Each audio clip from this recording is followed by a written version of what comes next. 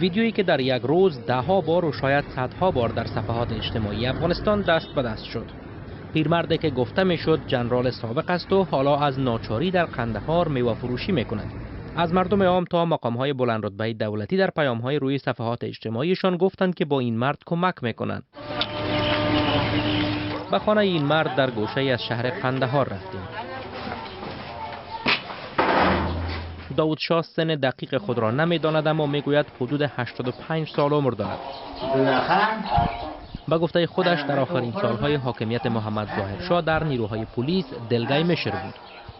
بس نو یک ساله دغه نو که بیا یک ساله خودم بیا پس درگی مشر درگی مشری میکرد.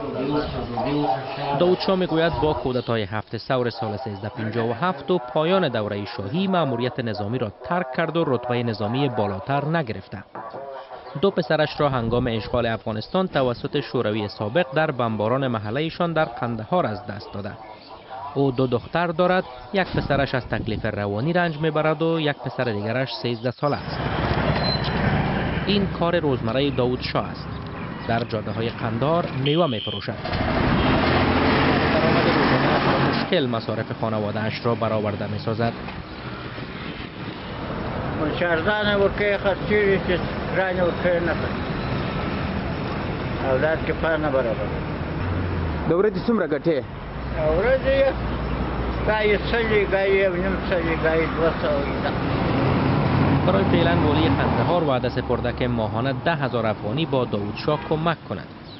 هنوز روشن نیست دیگر کسانی که گفتند با این نظامی پیشین کمک میکنند دست یاری با او دراز خواهند کرد یا خیر.